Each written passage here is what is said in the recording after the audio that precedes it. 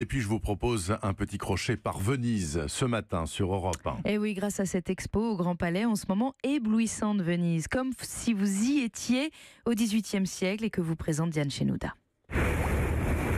C'est un dédale où l'on se perd comme dans les rues de Venise, avec ses vues sublimes du peintre Canaletto sur la lagune. Catherine Loisel, commissaire de l'exposition. On entre vraiment dans l'esprit de la ville et aussi dans la lumière de la lagune. Ce climat très particulier de Venise, une ville construite sur des îlots de boue.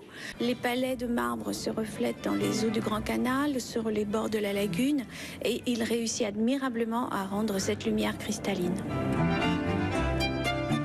Toujours que Venise au XVIIIe siècle est une ville décadente. Moi, je ne suis pas d'accord et j'essaie de montrer le contraire. C'est une ville très brillante où l'on se divertit énormément. Il y a des très grands artistes et aussi des sculpteurs. On oublie facilement que Venise est aussi une ville de sculpture.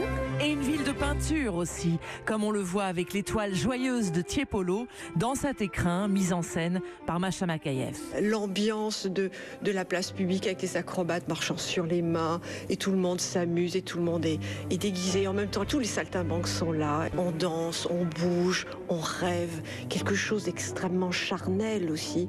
Et de vrais comédiens, danseurs et musiciens nous feront vivre en nocturne cette Venise étourdissante. Éblouissante Venise, le titre de cette expo au Grand Palais, c'est à voir jusqu'au 21 janvier.